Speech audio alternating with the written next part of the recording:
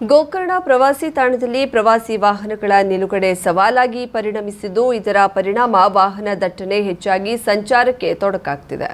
ಹೊಸ ವರ್ಷಾಚರಣೆಯ ಹಿನ್ನೆಲೆಯಲ್ಲಿ ಅಧಿಕ ಸಂಖ್ಯೆಯಲ್ಲಿ ಪ್ರವಾಸಿಗರು ಆಗಮಿಸುತ್ತಿದ್ದು, ಶುಕ್ರವಾರ ಮಾದನಗೇರಿಯಿಂದ ಗೋಕರ್ಣದವರೆಗೆ ರಾಜ್ಯ ಹೆದ್ದಾರಿಯಲ್ಲಿ ಟ್ರಾಫಿಕ್ ಜಾಮ್ ಆಗಿತ್ತು.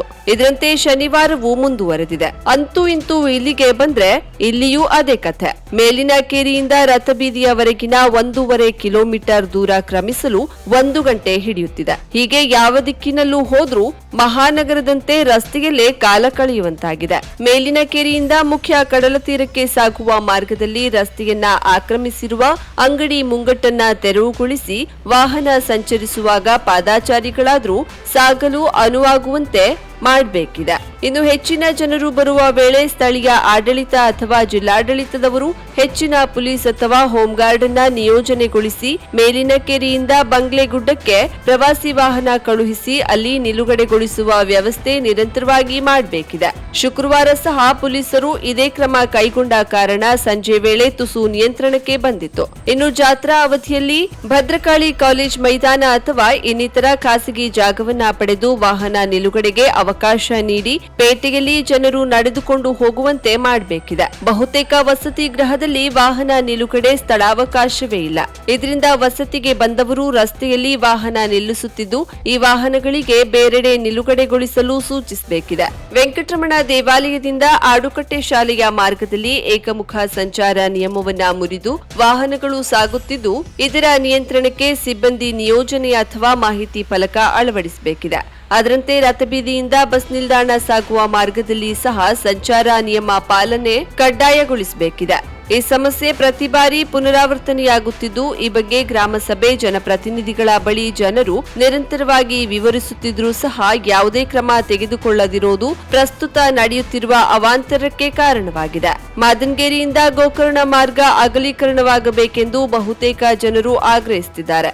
ಇದರಂತೆ ಗೋಕರ್ಣ ಮುಖ್ಯ ಮಾರ್ಗದ ಕೆಲವು ಕಡೆ ಅಗಲೀಕರಣ ಅಗತ್ಯವಿದೆ ಎಂದು ಜನರು ಅಭಿಪ್ರಾಯ ವ್ಯಕ್ತಪಡಿಸುತ್ತಿದ್ದಾರೆ. ರಸ್ತೆ ಅಂಚಿನ ಸಣ್ಣ ಜಾಗದಲ್ಲಿರುವ ನಿವಾಸಿಗಳು ಏಕಮುಖ ಸಂಚಾರವನ್ನೇ ಕಟ್ಟುನಿಟ್ಟಾಗಿ ಪಾಲನೆ ಮಾಡಿ ಎನ್ನುತ್ತಿದ್ದಾರೆ. ಆದರೆ ಜನರು ಮಾತ್ರ ನಿತ್ಯ ಸಂಚಾರಕ್ಕೆ ಸಂಚರಿಸಲು ಪರದಾಡುತ್ತಿದ್ದಾರೆ. ಕರಾವಳಿ ಮುಂಜಾವು ಡಿಜಿಟಲ್ ನ್ಯೂಸ್, ವಿನಾಯಕ್ ಶಾಸ್ತ್ರಿ, ಗೋಕರ್ಣ.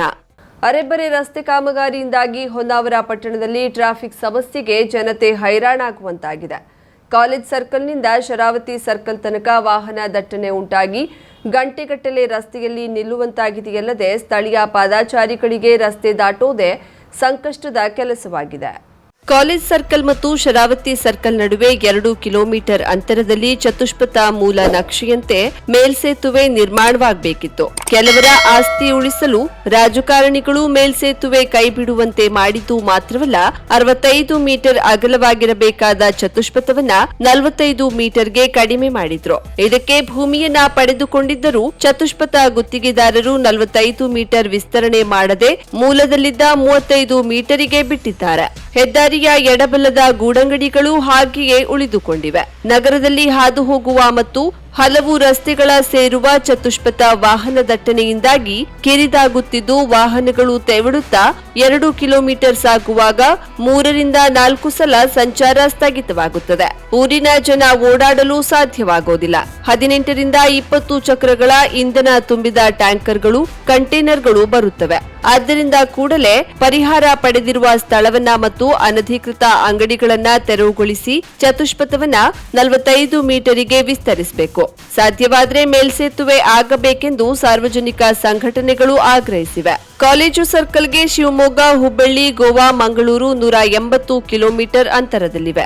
ಎಲ್ಲಾ ದಿಕ್ಕಿನಿಂದ ಈ ಸರ್ಕಲ್ ದಾಟಿ ಓಡಾಡುವ ವಾಹನಗಳ ಜೊತೆ ಗ್ರಾಮೀಣ ಭಾಗದ ವಾಹನಗಳು ಸೇರುತ್ತವೆ. ಅಲ್ಲಿಯ ಸಮೀಪ ಚತುಷ್ಪಥ ಕೇವಲ 30 ಮೀಟರ್ ಅಗಲವಿದೆ. ಈ ಎಲ್ಲಾ ವಾಹನಗಳ ಜೊತೆ ಬೋಟಿಂಗ್ಗೆ ಹೋಗಿ ಬರುವ ವಾಹನಗಳು ಒಂದು ದಿಕ್ಕಿನಿಂದ, ಪೇಟೆಯಿಂದ ಬರುವ ವಾಹನಗಳು ಸೇರಿ ರಸ್ತೆ ಪದೇ ಪದೇ ಬಂದ್ ಆಗುತ್ತದೆ. ಅಲ್ಲಿಂದ ತೆವಳುತ್ತಾ ಶರಾವತಿ ಸರ್ಕಲ್ಗೆ ಹೋದ್ರೆ ಶರಾವತಿಗೆ ಇನ್ನೊಂದು ಸೇತುವೆ ಆಗದ ಕಾರಣ ಇಕ್ಕಟ್ಟಿನಲ್ಲಿ ಸರ್ಕಲ್ಗೆ ಬರುವ ವಾಹನಗಳ ಜೊತೆ ಕೋರ್ಟ್, ಬಸ್ ಸ್ಟ್ಯಾಂಡ್, ಪೇಟೆ ರಸ್ತೆ ಸೇರಿ 3 ರಸ್ತೆಗಳಿಂದ ಚತುಷ್ಪಥ ಸೇರುವ ವಾಹನಗಳು ಇಕ್ಕಟ್ಟಿಗೆ ಕಾರಣವಾಗ್ತಿವೆ. ಕೆಳಗಿನ ಪಾಳ್ಯದಿಂದ ಇನ್ನು 3 ರಸ್ತೆಗಳು ಚತುಷ್ಪಥ ಸೇರಿ ಗೊಂದಲ ಸೃಷ್ಟಿಯಾಗಿ ಈ ಅಂತರ ಅಪಾಯಕಾರಿ ವಲಯವಾಗುತ್ತದೆ. ನಿತ್ಯ ಒಂದಲ್ಲ ಒಂದು ಅಪಘಾತಗಳು ಸಂಭವಿಸುತ್ತವೆ. ದೂರದಿಂದ ಬರುವ ಆಂಬ್ಯುಲೆನ್ಸ್ಗಳಿಗೂ ಸೈರನ್ ಹೊಡೆದ್ರೂ ದಾರಿ ಸಿಗೋದಿಲ್ಲ. ಪ್ರತಿದಿನ ಇಲ್ಲಿಯ ಟ್ರಾಫಿಕ್ನಲ್ಲಿ ಜಿಲ್ಲೆ, ಹೊರ ಜಿಲ್ಲೆಯ ಹಿರಿಯ ಅಧಿಕಾರಿಗಳು, ನ್ಯಾಯಾಧೀಶರು, ಸಚಿವರು, ಶಾಸಕರು ಹೀಗೆ ಅನೇಕ ಗಣ್ಯಾತಿ ಗಣ್ಯರು ಸಿಕ್ಕಿ ಬೀಳ್ತಾರೆ. ಗಂಟೆಗಟ್ಟಲೆ ಟ್ರಾಫಿಕ್ನಲ್ಲಿ ತೆವಳಿ ಸಂಚಾರ ಮಾಡ್ತಿದ್ದಾರೆ ಬಿಟ್ರೆ ಸಮಸ್ಯೆ ಬಗೆಹರಿಸುವ ಪ್ರಯತ್ನ ಆಗ್ತಿಲ್ಲ. ಕರಾವಳಿ ಮುಂಜಾವು, ಡಿಜಿಟಲ್ ನ್ಯೂಸ್, HL ನಗರೆ, ಹೊನ್ನಾವರ.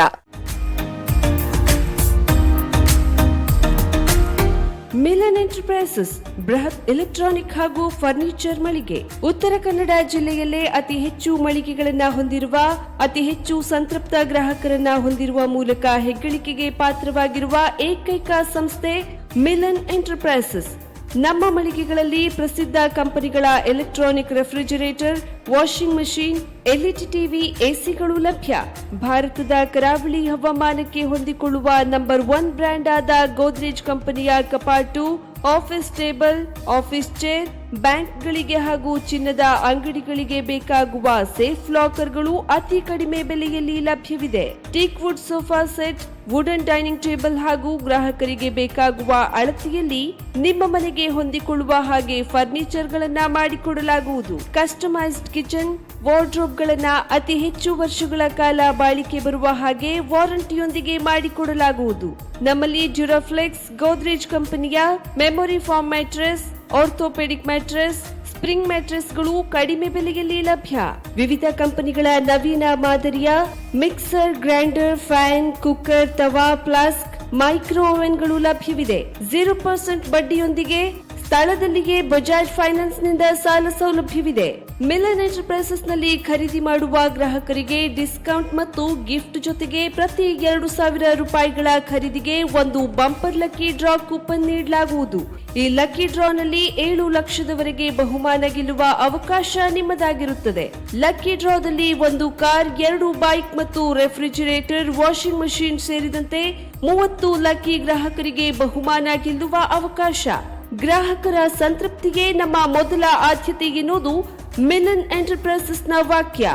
ಉತ್ತರ ಕನ್ನಡ ಜಿಲ್ಲೆಯ ನಮ್ಮ ಶೋರೂಮ್ಗಳಾದ old Mahalakshmi super market, Mulla stop ಹತ್ತಿರ, ಕಾಜುಬಾಗ್, ಕಾರವಾರ, ಅಗ್ರಿಕಲ್ಚರ್ ಆಫೀಸ್ ಎದುರುಗಡೆ, ಮಾಸ್ತಿಕಟ್ಟೆ ರೋಡ್, ಹೊನ್ನಾವರ, ಸೀಮಾ ಕಾಂಪ್ಲೆಕ್ಸ್ ಹತ್ತಿರ, Moni Basti main road, Bhatkal, Indian bank ಎದುರು, CP Bazar road, Sirsi, JS building, JN road, Dandeli, KS building, Motikeri road, Haliyal.